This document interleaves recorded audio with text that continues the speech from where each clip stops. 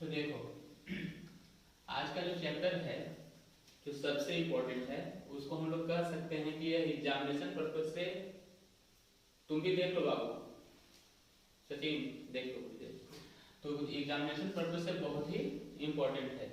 जैसा कि हम लोग सबको जानते हैं, क्या है भाई, एक्सरसाइज 1.3 से पहले भी हम लोग देखे क्या चीज, हम लोग जो चैप्टर पढ़ रहे हैं उसका नाम ही है क्या चीज, रियल नंबर।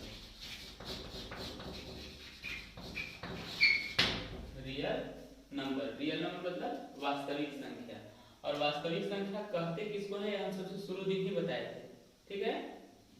तो इसमें हम लोग यह भी देखे थे कि परिमेय संख्या भी हम लोग को पढ़ना है ना, लेकिन आज जिस एक्सरसाइज को हम लोग बनाने जा रहे हैं उस एक्सरसाइज में हमें यह बताना है कि कुछ संख्याएं अपरिमेय होते हैं। क्या होते हैं? अपरिमेय होते हैं, ठीक है।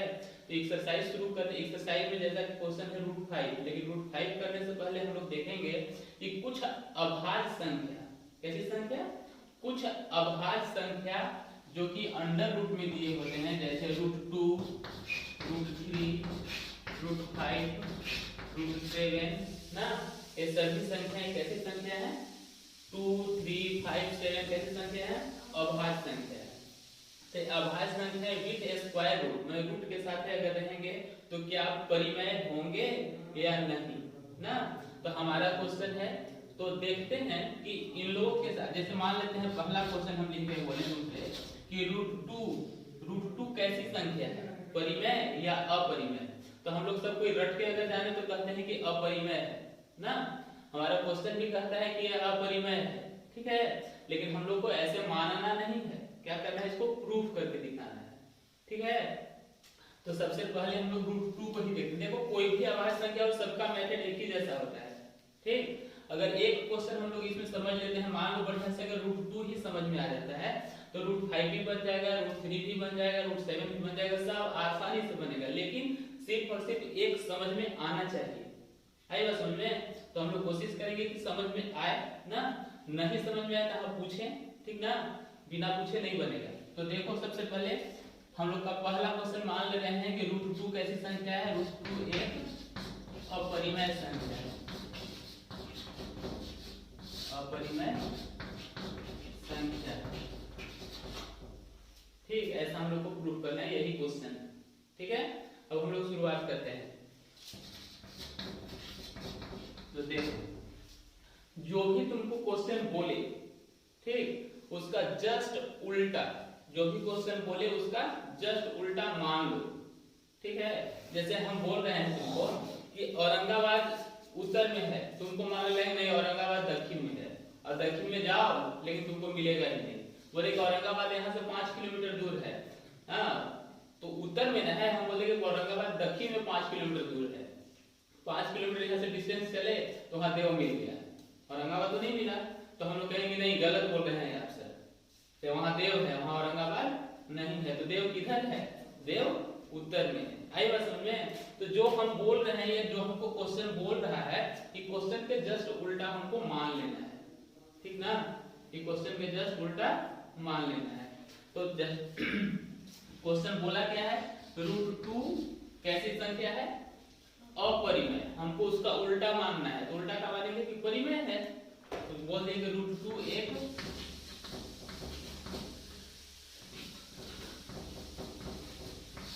परिमेय संख्या है। अब देखो परिमेय संख्या कहते किसको, जो P बटा Q के रूप में हो। तो √2 बराबर P बटा Q। क्यों है भाई, क्यों ऐसा कर सकते हैं, क्योंकि हम लोग सभी जानते हैं कि परिमेय संख्या जैसे P/Q के रूप में लिखा जाता है, और Q is not equal to क्या होना चाहिए, 0 होना चाहिए। Q is not equal to 0 होना चाहिए। चलिए, परंतु एक बात और ध्यान में हम लोग को देना चाहिए, क्या भाई, कि P और Q दोनों कैसी संख्या होनी चाहिए, सह अभाज्य संख्या होनी चाहिए, को प्राइम नंबर होना चाहिए, ठीक है। सह अभाज्य संख्या P और Q कैसी संख्या,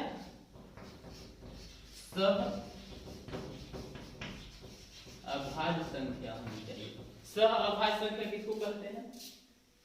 सह अभाज्य संख्या किसको कहते हैं?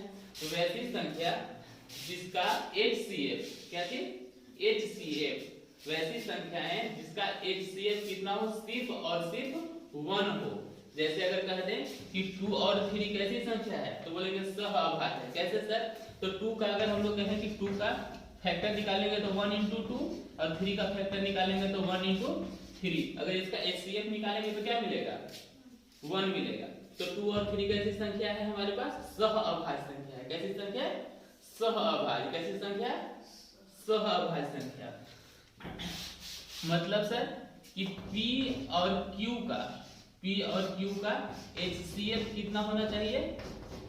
1 होना चाहिए। कितना होना चाहिए? 1 होना चाहिए। चलो आगे चलते हैं। तो इसलिए √2 क्या चीज? P/Q के बराबर है। ठीक, तो इसका बटा भी तो हम अपने से मान ले सकते हैं। चलो ठीक है, इसको तिरछा तिरछी हम लोग गुना कर देते हैं, जिसको कि क्रॉस मल्टीप्लिकेशन कहते हैं। ठीक है, अगर हम लोग इसको गुना करते हैं तो हमारे पास क्या मिलता है? P को 1 से करेंगे तो क्या मिलेगा? P, तो हम लोग लिखेंगे P = √2 को Q से, तो क्या चीज? √2Q, इतना मिलेगा। अच्छा चलो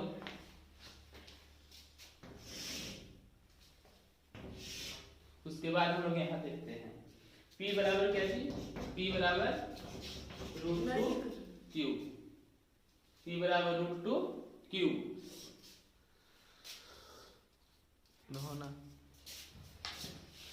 तो P बराबर √2Q। P बराबर √2Q। चलो इसके बाद हम लोग क्या करते हैं कि मैथ में तो है कि भाई जो भी काम करो दोनों तरफ करो ना, तो हम लोग यहाँ करते हैं कि दोनों तरफ वर्ग करने पर, दोनों तरफ वर्ग करने पर, वर्ग करने पर तो वर्ग करते हैं तो यहाँ क्या मिलेगा? P का स्क्वायर बराबर यहाँ क्या है भाई? √2Q का स्क्वायर। ठीक ना? अब जब वर्ग करेंगे तो P तो बेचारा P है तो P का स्क्वायर रह जाएगा। आगे चलेंगे, √2 का स्क्वायर, किसी चीज को रूट में अगर रहे और उसको 2 बार गुना करें तो क्या मिलता है? खुद वो संख्या मिल जाता है। तो √2 को √2 से करेंगे तो 2 मिलेगा। तो यहाँ भी √2 का क्या चीज? स्क्वायर। तो √2 का स्क्वायर करेंगे तो क्या मिलेगा हमको? 2 और यहाँ है बेचारा Q स्क्वायर। ठीक, अब देखो अगर हम कहें तुम लोग को कि यहाँ ये गुना में है, इस पार जाएगा तो क्या हो जाएगा? भागा में, यानी कि हम लोग लिख सकते हैं कि P²/2 बराबर Q स्क्वायर लिख सकते हैं। जब इतना लिख सकते हैं यानी कि 2 से इसको भागा देना है, 2 से इसको भागा देना है, 2 से इसको क्या करना है? भागा देना है। मतलब हम कह सकते हैं कि जब 2 यहाँ गुना में इतना के बराबर 2 गुना में है, जैसे कि अगर कहो कि यहाँ अगर P है या P² है, मान लो P² मतलब किसी का स्क्वायर 4 है। ठीक, और इधर हम लोग लिख रहे हैं 2 × कोई समथिंग Q, तो ये 2 से इसको क्या कर सकते हैं? भगा दे सकते हैं। मतलब ये दोनों क्या है? बराबर है, और बराबर है तो यहाँ क्या होना चाहिए? 2 होना चाहिए, तब है 2 दूनी के कितना? तो इसका एक गुणनखंड से ये भाग लग सकता है ना। यानी कि 2 कैसी संख्या है इसके लिए भाई? 2 इसका गुणनखंड हो सकता है, भाज्य हो सकता है, मतलब इससे हम लोग इसको भागा दे सकते हैं, ऐसा कर सकते हैं ना। तो हम लोग इसको लिख सकते हैं यहाँ लिख सकते हैं कि 2 से क्या? P² भाज्य है, भाज्य मतलब भागा लग सकता है। तो यहाँ लिखेंगे चूंकि P² 2 से भाज्य, ठीक, P² 2 से भाज्य है। जब P² 2 से भाज्य है, मतलब किसी का वर्ग अगर 2 से भाज्य है, किसी का वर्ग में 2 से भागा लग रहा है, तो उसका इकाई में भी भागा लगेगा। मतलब P² में अगर 2 से भागा लग रहा है तो P में भी 2 से भागा लगेगा। तो P भी इसलिए P भी 2 से भाज्य होगा, भाज्य होगा। ठीक, यहाँ तक दिक्कत है? नहीं है। चलो, अगर यहाँ तक दिक्कत नहीं है तो हम लोग ऐसा लिखते हैं, जब P 2 से भाज्य है, अब जितना भी यहाँ तुम्हारे पास आएगा, इसको इक्वेशन हम फर्स्ट लिखिए, जितना भी तुम्हारे पास यहाँ आएगा, जैसे 2 के कोफिशिएंट है, मतलब क्यू स्क्वायर के 2 कोफिशिएंट है, कोई कोई की जैसे हम लोग 3 के करेंगे तो यहाँ हमारे पास क्या मिलेगा? 3 मिलेगा। 5 को करेंगे तो हमारे पास क्या मिलेगा? 5 मिलेगा। 7 को करेंगे तो हमारे पास यहाँ क्या मिलेगा? 7 मिलेगा। मतलब जिसका भी हम लोग प्रूफ करेंगे वो हमारे यहाँ कोफिशिएंट के रूप में होगा ना। तो उसी के कोफिशिएंट के रूप में हम लोग को कोई एक और जैसे पूर्णांक संख्या मान लेना है। तो एक और पूर्णांक संख्या हम लोग ऐसे मानते हैं, कैसे?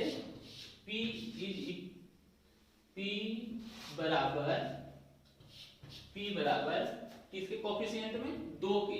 तो 2 और कोफिशिएंट एक अपने से हम लोग ले लिए, क्या चीज? के। ऐसा हम लोग माने हैं, यहाँ लिख देंगे माना। ठीक, अब P बराबर क्या कर दिए भाई? 2 के। P बराबर क्या कर दिए? 2 के। इसके बाद चलो देखते हैं, अब जैसे यहाँ देखे थे क्या, दोनों तरफ क्या किए थे? वर्ग किए थे।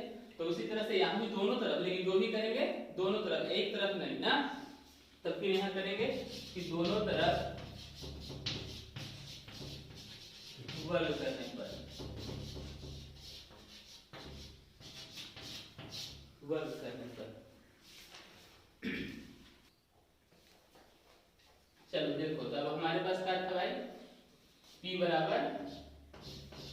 बराबर 2 के, यही ना? ताकि दोनों तरफ वर्ग कर दिए, दोनों तरफ वर्ग करने पर। ठीक, वर्ग करेंगे तो क्या मिलेगा हमको? यहाँ P स्क्वायर बराबर क्या थी? 2 के का होल स्क्वायर। ठीक ना?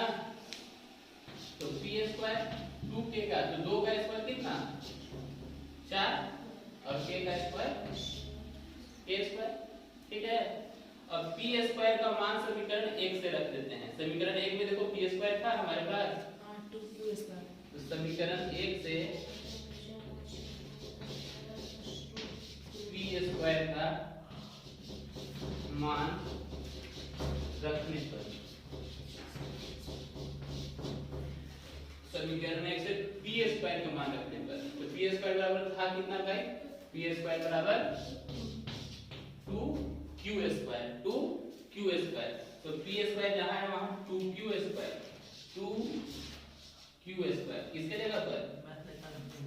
बराबर 4k स्क्वायर। ठीक है, अभी 2 से 2 दूनी के कटेगा, तो q स्क्वायर बराबर क्या मिलेगा हमको? 2k स्क्वायर मिलेगा।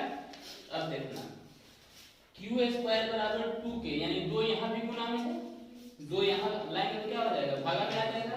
यानी कि q स्क्वायर, जैसे कि यहाँ p स्क्वायर किससे विभाजित हुआ था? 2 से हुआ था, वैसे ही यहाँ भी तो q स्क्वायर किससे विभाजित हो रहा है?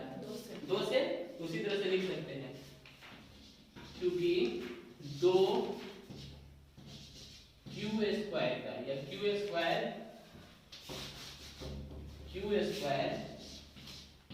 2 से विभाजित है, ठीक। अच्छा, जब q स्क्वायर 2 से विभाजित है, जब p स्क्वायर 2 से विभाजित हुआ था, तो p भी क्या थी? 2 से विभाजित हुआ था। वैसे जब q स्क्वायर 2 से विभाजित हो रहा है, तो q भी क्या होगा? 2 से विभाजित होगा। तो यहाँ लिखेंगे, इसलिए q भी, यानी q भी 2 से विभाजित होगा। ठीक, तो अब हम लोग कहेंगे, क्या कहेंगे भाई? कि हम लोग तो माने थे क्या चीज? कि P और Q का HCF कितना होना चाहिए? 1 होना चाहिए। P और Q का HCF 1 होना चाहिए।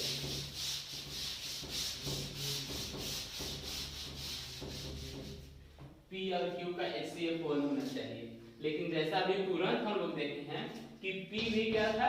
2 से विभाजित था, Q भी क्या था? 2 से विभाजित था। यानी कि P के भी 2 फैक्टर हुए, Q के भी 2 फैक्टर हुए, तो HCF हमको क्या मिलेगा? HCF हमको HCF एक नहीं मिलेगा, HCF हम लोग को क्या मिलेगा? HCF हम लोग को 2 मिल गया। तो हम लोग तो माने थे कि हम लोग का HCF 1 होना चाहिए, लेकिन आ क्या रहा है? 2। यानी हम जो माने थे वो क्या है? गलत है। हम जो बोले थे कि इधर जैसे औरंगाबाद उत्तर नहीं दक्षिण में है और दक्षिण में गए तो औरंगाबाद हमको नहीं मिला, तो क्या मिला? देव मिला, यानी कि कहानी हमारी गलत है ना। तो हम जो मान रहे थे कि HCF 1 होना चाहिए, लेकिन आया क्या चीज? 2। वैसा ही हर किसी के साथ होगा। जैसे √3 भी करोगे तो यहाँ क्या आ जाएगा? 3। √5 करोगे तो यहाँ क्या आ जाएगा? 5। तो इस तरह से हमारा HCF आना कितना चाहिए? 1, लेकिन आ कितना रहा है? 2, 3, 5 इस तरह से ना। तो हम जो मान रहे हैं कि 1 आना चाहिए, से तो नहीं आ रहा है, तो हमारा मानना क्या हो जाएगा? गलत हो जाएगा। तो लिखेंगे अतः यानी चूंकि या इसलिए हमारा मानना या हमारा अवधारणा गलत है। मतलब हम जो मान रहे हैं क्या है? गलत है।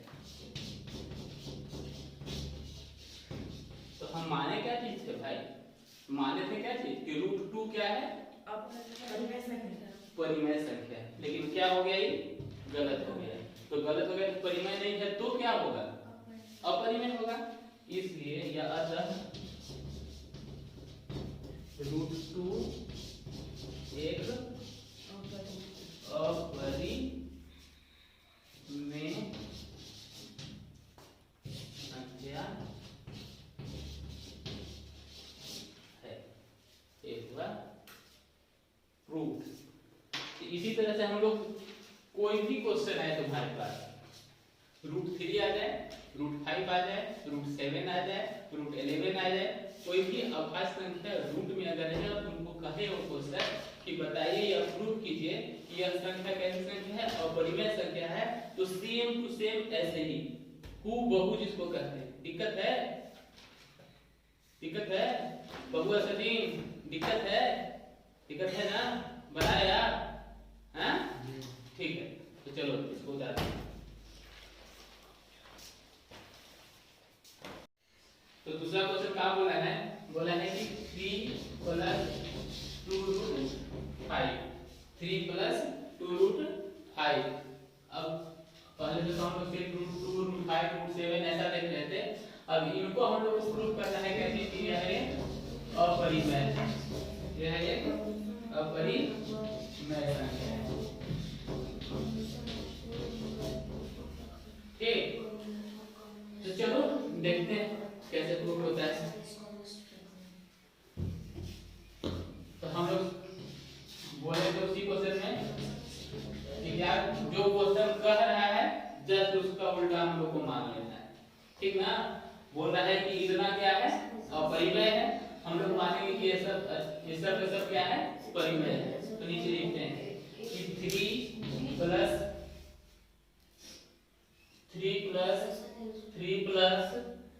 2√5 क्या है?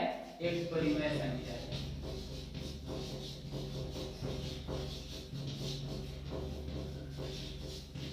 एक परिमेय संख्या है। ऐसा क्या कि हमें ऐसा हम लोग माने। ठीक, परिमेय संख्या है तो परिमेय क्या है भाई? परिमेय को हम लोग लिख सकते हैं 3 + 2√5, तो परिमेय को लिख सकते हैं P/Q। और ये भी बात लिखना होगा कि Q ≠ कितना? 0। ठीक है, जैसे सेम टू सेम वही बात। जो बात हम लोग पहला क्वेश्चन लिखे वो बात हम लोग को बार-बार लिखना पड़ेगा जितना भी क्वेश्चन बनाओगे। तो क्या लिखे थे भाई? लिखे थे कि P और Q कैसी संख्या होनी चाहिए? सह अभाज्य संख्या होनी चाहिए। कैसी संख्या होनी चाहिए? सह अभाज्य संख्या होनी चाहिए। यहाँ लिखेंगे चूंकि P Q सह अभाज्य संख्या है। अब सह अभाज्य संख्या है तो क्या होगा भाई? उनका HCF 1 होगा। तो HCF किसका? P और Q का कितना होगा? ठीक,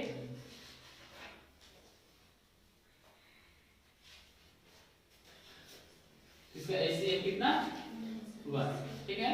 अब फिर चलते हैं इसको, हमारे पास है 3 + 2 root 5 is equal to p/q। अब ये यहाँ प्लस में है, उस बार जाएगा भैया माइनस में। तो आप इधर देखते हैं 2 root 5 is equal to p/q। यहाँ ये प्लस में, इस बार ले आए इसको, तो हो गया ये माइनस में। तो अभी भी क्या है भाई, अभी भी इसका बटा 1, ठीक। तो कोई भी परिमेय संख्या में, कोई भी परिमेय संख्या में अगर परिमेय संख्या घटाते हैं तो हमको परिमेय संख्या प्राप्त होती है। क्या होता है, कोई भी परिमेय संख्या में परिमेय संख्या घटाने पर भी परिमेय संख्या प्राप्त होता है, कोई भी परिमेय संख्या में परिमेय संख्या जोड़ने पर भी हमको परिमेय संख्या प्राप्त होता है, ठीक है। परिमेय संख्या में गुणा करने पर भी परिमेय संख्या ही प्राप्त होता है। हाँ नहीं दिखाएंगे, चलिए। तो यहाँ हम लोग घटाने में फिलहाल करते जाते हैं, घटाव है तो किसी भी परिमेय में घटाने पर हमको क्या मिलेगा, परिमेय मिलेगा। यानी पूरा अभी कैसा है, परिमेय है, ठीक। चलो यहाँ 2 क्या चीज में है, गुना में है, इधर आएगा क्या हो जाएगा, भागा हो जाएगा। तो हम लोग यहाँ लिख रहे हैं कि √5 बराबर p/q - 3 भागा 2, ठीक। तो अभी भी कैसी संख्या है, परिमेय संख्या है, ठीक। लेकिन अब देखो √5 कैसी संख्या है, अपरिमेय संख्या है। और कभी भी अपरिमेय बराबर परिमेय ऐसा होगा, अपरिमेय बराबर परिमेय कभी होगा नहीं होगा। तो यहाँ तो हम लोग कह रहे हैं कि अपरिमेय बराबर परिमेय होगा, ऐसा हो सकता है, नहीं हो सकता है। ये क्या है, गलत है। तो हम जो मान रहे थे क्या है, परिमेय है, तो परिमेय और अपरिमेय, इधर तो अपरिमेय है और परिमेय अपरिमेय दोनों बराबर होता नहीं है ना। तो हम जो माने थे कि परिमेय है, क्या हो जाएगा, गलत हो जाएगा। तो हम लोग लिखेंगे कि चूंकि √5 एक अपरिमेय संख्या है, अपरिमेय संख्या है ना। √5 एक अपरिमेय संख्या है, लेकिन परीक्षा में आपको अगर इस तरह का क्वेश्चन दे देता है ना, तो अगर 4 नंबर में देता है तो वहां पर आपको प्रूफ करके दिखाना पड़ सकता है कि √5 एक अपरिमेय संख्या है, तभी आप इसको आगे बनाइएगा। आइए समझ में। और अन्यथा अगर 1-2 नंबर में देता है तो इसी तरह से बोल देंगे कि √5 कैसी संख्या है, अपरिमेय संख्या है। अपरिमेय बराबर परिमेय नहीं होता है, √5 एक अपरिमेय संख्या है। तो हम जो मान रहे थे ऐसे क्या हो जाएगा, गलत हो जाएगा। इसलिए हमारा मानना गलत है, हमारा मानना गलत है। तो हम माने क्या है भाई, वो एक परिमेय है और वो गलत है। तो गलत रहेगा तो क्या उसको फिर लिखेंगे कि अपरिमेय। इसको हटाते हैं तो हम लिखेंगे कि 3 + 2 √5 कैसी संख्या है, एक अपरिमेय संख्या।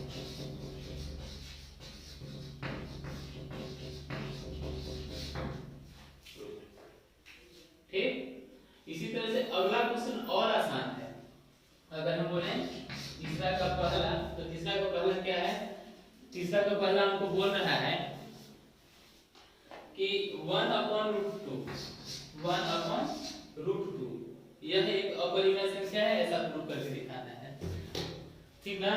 तो अगर ऐसा एक अपरिमेय संख्या है तो हम लोग को मानना है फिर से क्या चीज, यह एक परिमेय संख्या है। तो हम लोग चुपचाप मान लेते हैं कि माना कि 1/√2 क्या है, एक परिमेय संख्या है, परिमेय संख्या है, मान लिए। अब परिमेय है तो क्या लिख सकते हैं भाई, 1/√2 बराबर p/q। और q कैसा है, 0 नहीं है। और साथ में क्या है कि HCF जो है p और q का कितना होना चाहिए, 1 होना चाहिए। अब देखो p/q जो है से परिमेय है, तो q/p क्या होगा, वो भी परिमेय होगा। p/q परिमेय है तो उसका उल्टा भी क्या होगा, परिमेय होगा ना। तो हम लोग इसको व्युत्क्रम कर देते हैं, व्युत्क्रम